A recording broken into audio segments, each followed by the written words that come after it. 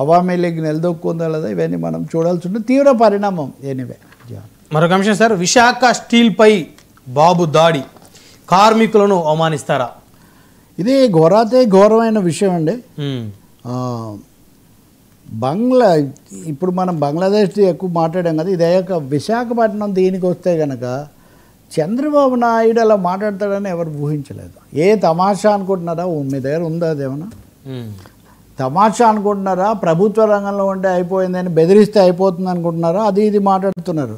సరే, ఏ విశాఖపట్నంలో అయితే మీరు పెట్టుబడుల సదస్సు జరిపి కార్పొరేట్లకు ఎర్ర తివాచి పరిచి నెత్తిన పెట్టుకుని ఊరేగారు, అక్కడ అంతకుముందే ఉన్న పరిశ్రమను మూసేస్తామంటుంటే దాని గురించి మాట్లాడొద్దంటారు ఏంటండి?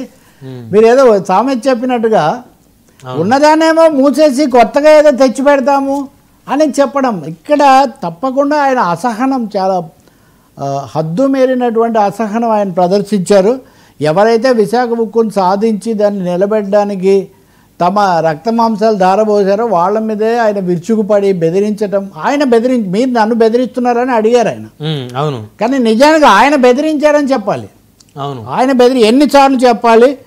ప్రైవేటైజేషన్ ఉండదని ఎన్నిసార్లు చెప్పాలని ఆయన అన్నారు. ఎవరు చెప్పారని నేను అడుగుతున్నా.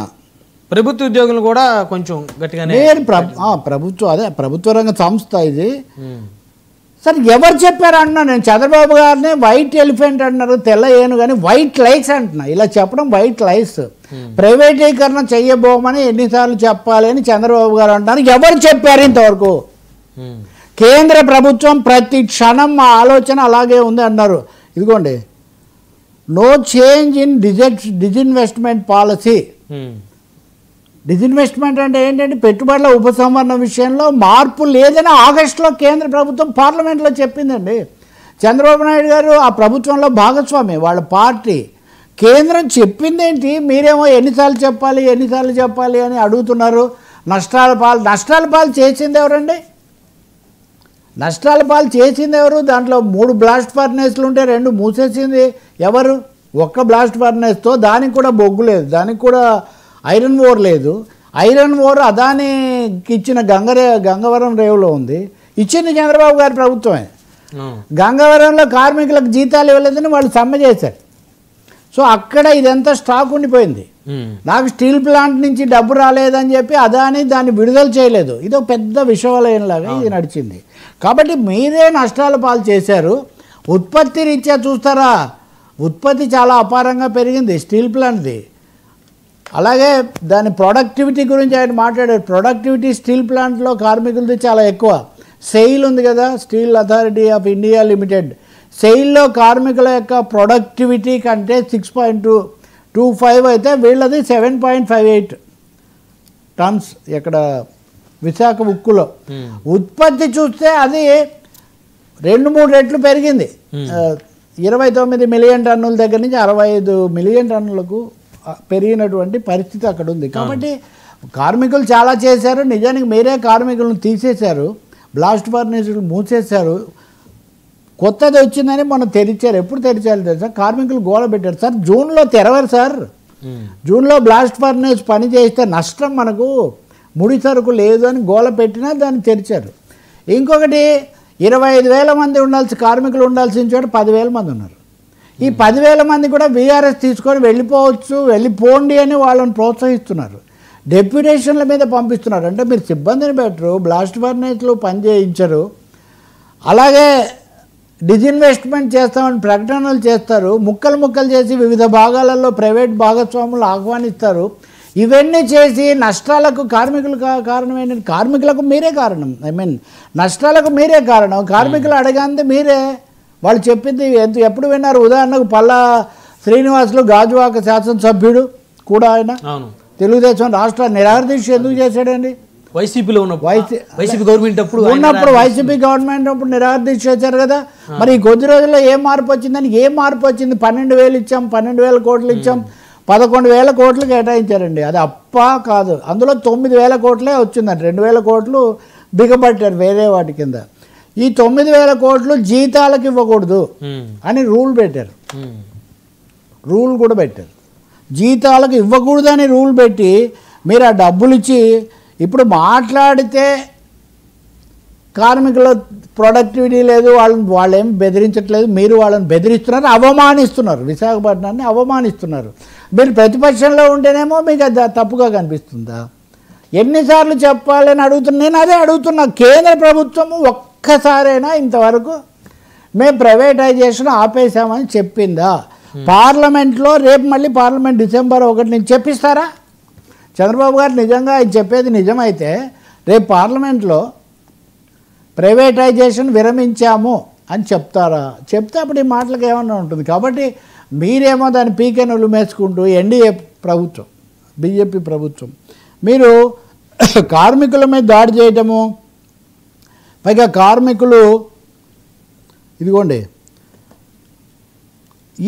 ఈ అసత్య ప్రచారం ఎంతవరకు పోయిందంటే రాష్ట్ర ప్రభుత్వం చేస్తున్నది ఏఐలో అడిగితే కూడా అమ్మడం లేదని చెప్తుంది.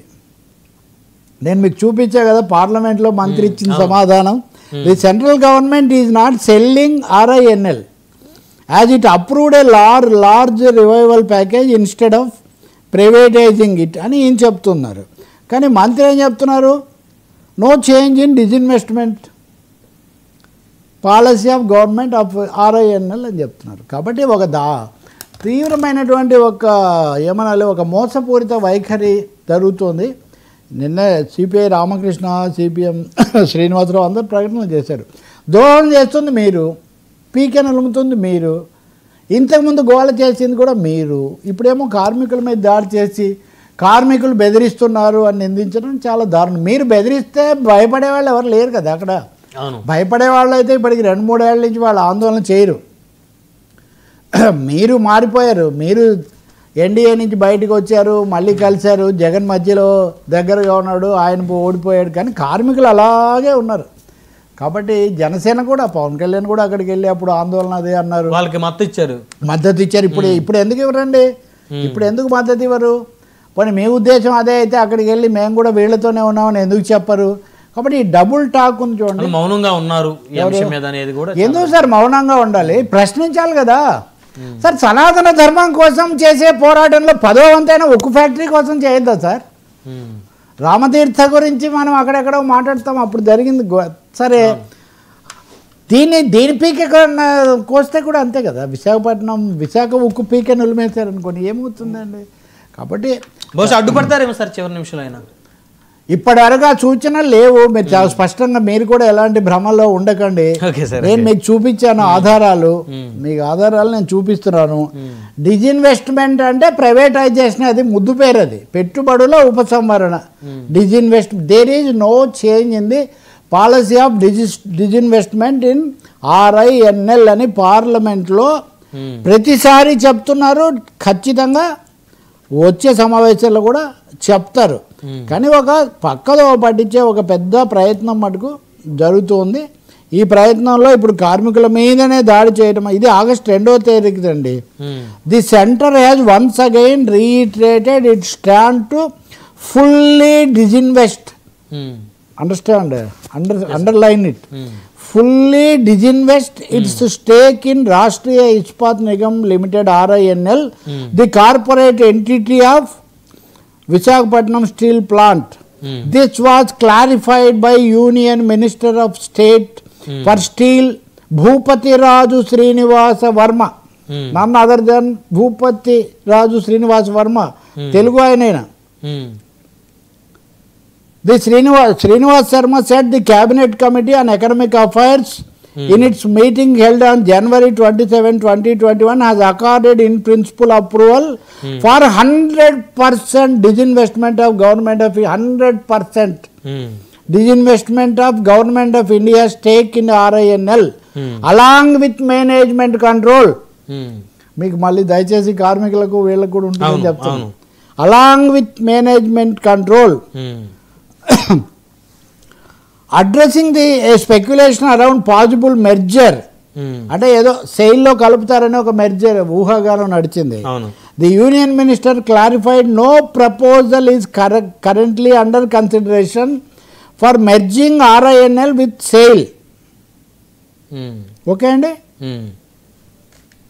కాబట్టి చంద్రబాబు నాయుడు గారు ఎన్నిసార్లు మా ప్లాన్ మారలేదని కేంద్రం చెప్తుంది. మేము 100% డిజిన్వెస్ట్మెంట్ యాజమాన్యం కూడా అప్పగించడానికి సిద్ధంగా ఉన్నామని కూడా వాళ్ళు చెప్పారు. దీన్ని ఎప్పుడు మార్చుకున్నారో బాబు గారు చెప్పాలి, కానీ వేరే మాట్లాడుకోవడం వల్ల ఉపయోగం. చివరి అంశం సార్, యా ఫిరాయింపులపై సుప్రీం కొరడా తెలంగాణ